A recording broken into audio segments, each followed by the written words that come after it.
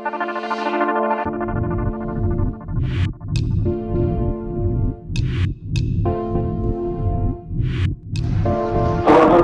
Rabbil Alamin Ar-Rahmanir Rahim Maliki Yawmiddin Walhamdulillah Walladhi khalaqa as-samawati wal ardi al-matin Walhamdulillah Walladhi khalaqa al-insana fi ahsani taqwim Ashhadu an la ilaha illallah wahdahu la sharika lah wa huwa sadiqul wa'dil amin أشهد أن محمدا عبده ورسوله وهو المبعوث كافة كانت رسالته رحمة للعالمين اللهم صل وسلم وبارك على نبيك الكريم محمد صلى الله عليه وسلم وعلى آله وصحبه والتابعين وتابعهم بإحسان إلى يوم الدين أما بعد فقال الله تعالى في القرآن الكريم أعوذ بالله من الشيطان الرجيم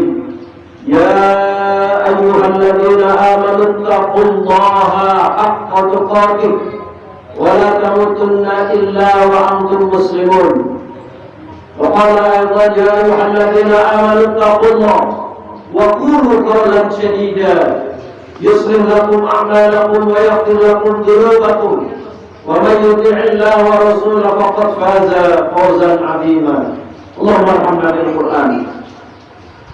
Ma'asyiral muslimin rahimakumullah. Di tempat yang mulia yaitu Baitullah Masjid Allah. Di hari yang mulia buat Sayyidul Ayyam yaitu hari Jumat. Di tempat inilah ada kalimat yang paling utama dan yang paling mulia yang harus kita haturkan kepada Allah Subhanahu wa taala selain kalimat alhamdulillahirabbil alamin. Karena sampai pada detik ini Allah yang memegang nyawa di ubun-ubun kita masih memberikan kepada kita kesempatan untuk hidup di buminya Allah.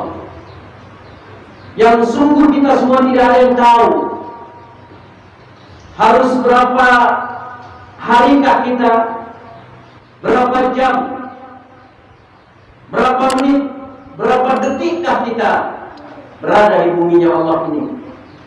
Maka waktu yang sengaja Allah rahasiakan dengan harapan liyabluwakum ayyukum ahsanu amala.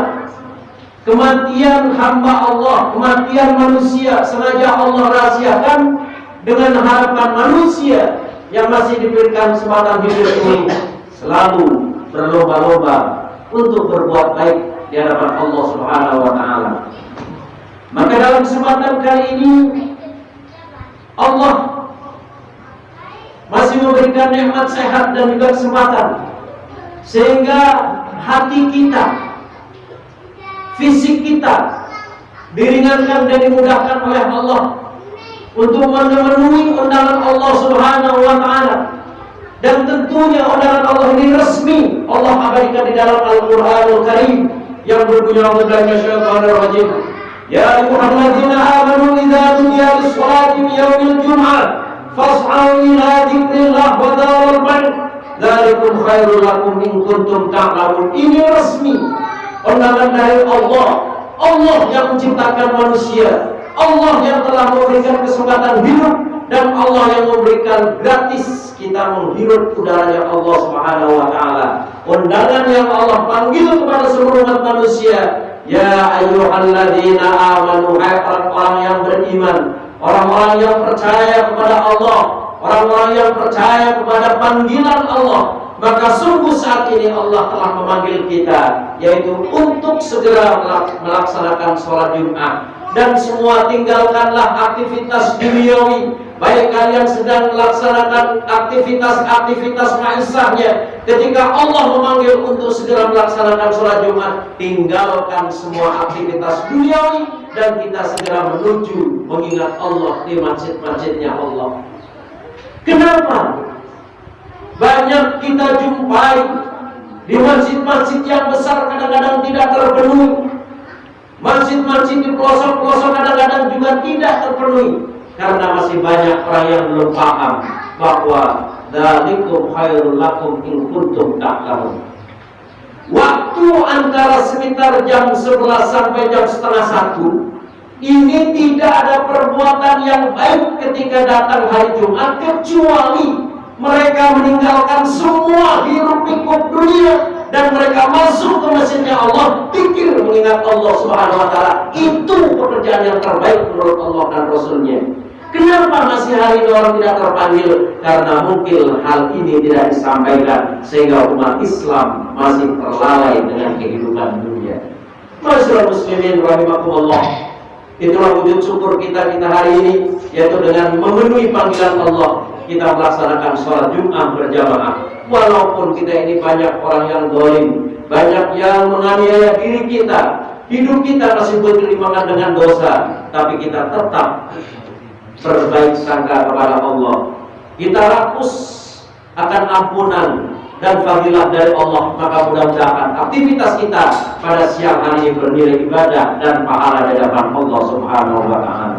Salawat dan salam kita sampaikan kepada baginda Rasulullah SAW yang telah memperjuangkan umat manusia, di mana ketika pada saat itu umat Islam tidak kenal lagi peradaban, umat pada saat itu tidak kenal lagi tentang ketauhidan, umat pada saat itu tidak kenal lagi tentang kepemimpinan, karena ada masa fatrah yang cukup panjang antara Nabi Isa alaihissalam sampai dengan Nabi Muhammad SAW yang berkisar kurang lebih 513 tahun lamanya. Umat dalam keadaan tidak terpimpin, umat dalam keadaan tidak bertauhid, umat dalam keadaan tidak memahami wahyunya Allah Subhanahu wa Ta'ala. Maka dalam kondisi umat yang carut marut, dalam kondisi umat yang berfirqah-firqah, dalam kondisi umat menyembah kepada mereka yang disukai, huwallazi arsala rasulahu bil huda wa dinil haqq liyudhhirahu 'ala ad-dini kullihi walau karihal musyrikun. Di saat itulah Allah utus seorang hamba Allah yang bernama Muhammad bin Abdullah bin Abdul Muttalib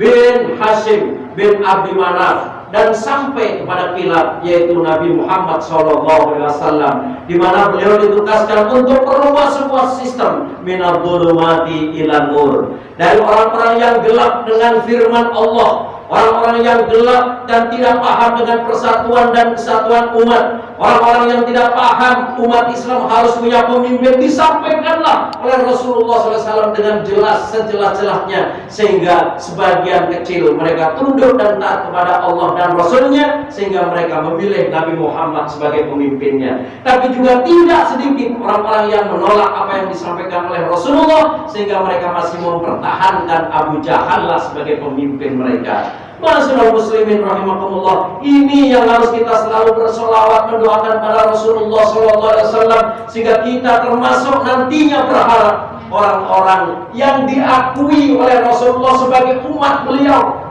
Boleh sejuta umat, boleh sejuta miliar manusia mengaku sebagai umatnya Nabi Muhammad SAW. Apakah mungkin semuanya ini diakui oleh Rasulullah? Maka mari dari sekarang kita belajar memperbaiki diri, memantaskan diri kita, agar kita ini termasuk orang-orang yang diakui oleh umat beliau, sehingga kita nanti akan mendapat syafaat dari Rasulullah SAW di yaumil qiyamah. Sungguh Allah telah menyampaikan, dan Rasulullah pun telah bersabda, yang tentunya cukup populer karena hadis ini adalah hadis yang sahih. Apa kata beliau?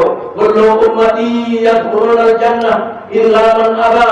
Qalu man yaba ya Rasulullah? Qala man ata'ani dakhala jannah wa man asani faqad aba. Sesungguhnya umatku nanti semuanya masuk surga, semua umat Muhammad masuk surga, illa man aba, kecuali ada umatku yang tidak mau masuk surga. Qalu man yaba ya Rasulullah? Siapa ya Rasulullah? Terangkan dan jelaskan kepada kami, kok nanti ada umat engkau yang tidak mau masuk surga?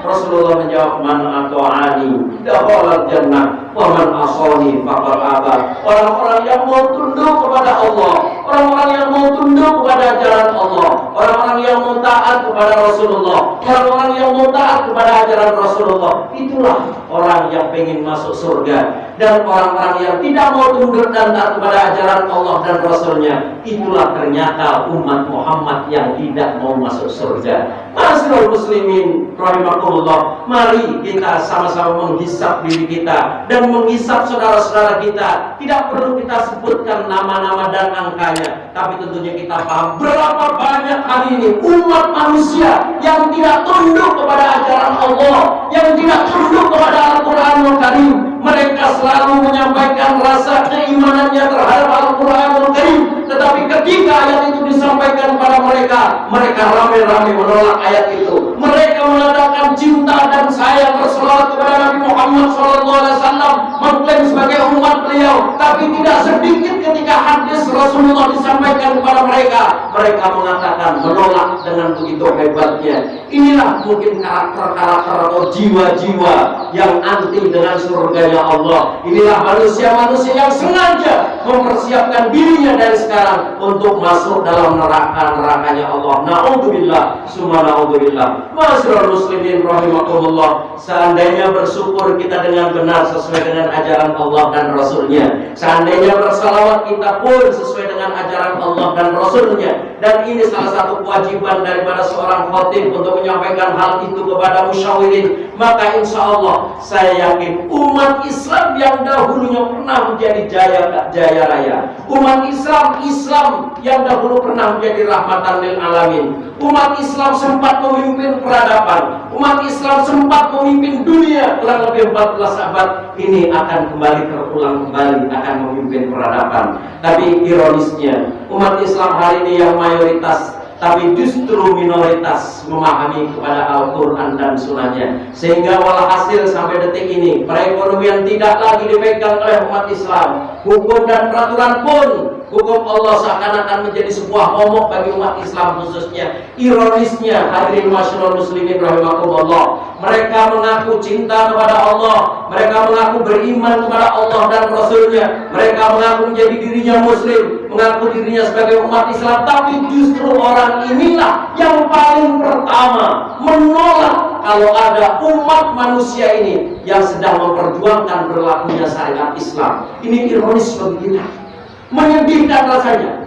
Dia mengaku muslim, syahadatnya sama, sholatnya sama, ya Qurannya sama, nabinya sama, kiblatnya sama, saudaranya sama, tapi ketika ada sekelompok manusia yang memperjuangkan kembali agar hukum Allah ini berlaku di muka bumi, mereka begitu jelas menolak dengan kedatangan itu. Maka wajar saja kalau Rasulullah SAW menyampaikan dan begitu jelasnya sebagai bukti cinta dan pembelaannya kepada kaum di akhir zaman nanti. Apa kata beliau? Sesungguhnya Islam ini saudara-saudara akan pergi dengan asing, wahai saudara-saudara sekalian, dan tentunya kalian pun harus tahu bahwa Islam pun nanti datang dan perginya dengan asing. Maka ketika hari ini kita mengajak para saudara-saudara kita, yuk kita bersatu, wa'tasimu bihablillahi jami'an. Mari kita sebagai umat Islam bersatu, jangan sampai berfirqah-firqah. Rasanya mereka mencibirkan mulut, rasanya mereka nggak percaya, seakan-akan ini ayat sudah kadaluarsa.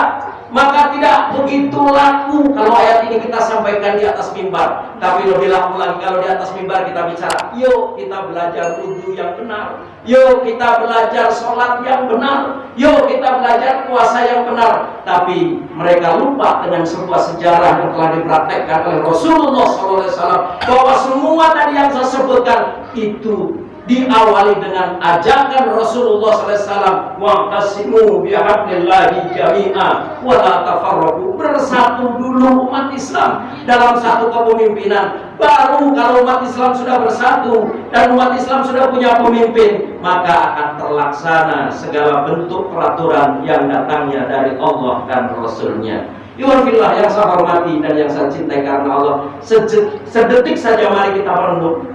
Sedetik saja mari kita merenung.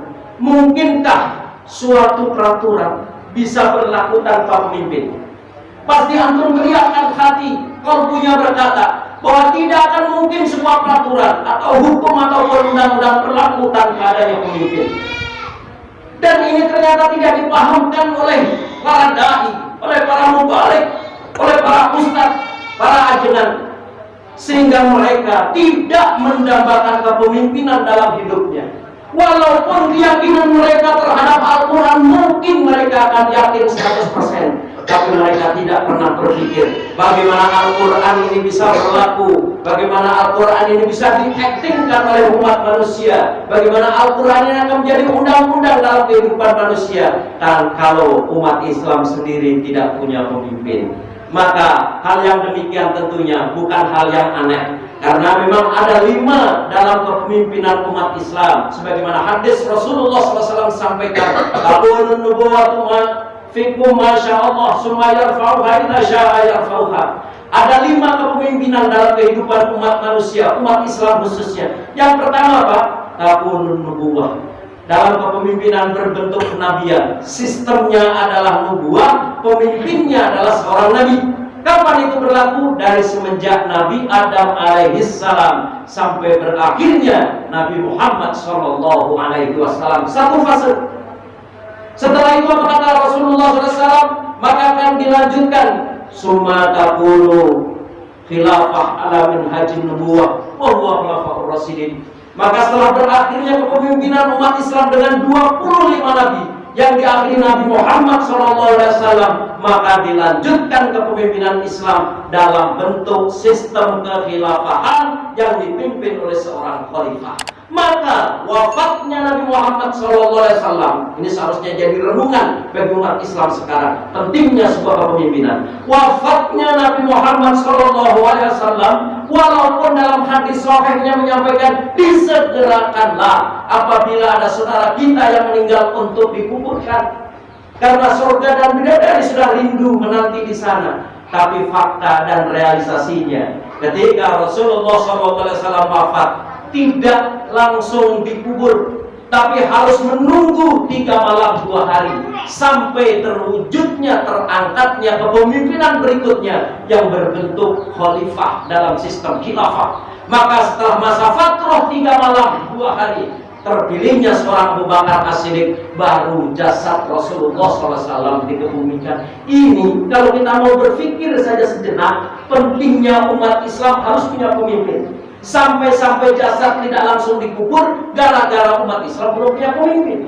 Maka setelah Abu Bakar memimpin, baru jasad Rasulullah SAW dikubur. Ini yang dinamakan awal daripada Khulafaur Rasyidin. Karena Abu Bakar wafat diganti Umar, Umar wafat diganti Utsman, Utsman wafat diganti Ali karramallahu wajhah. Nah, tersengketa terjadi antara Ali dan pelanjutnya yaitu Bani Umayyah. Ini sempat terjadi fatrah. Fatrah mawal fatrah. Fatrah adalah kosong daripada kepemimpinan umat Islam.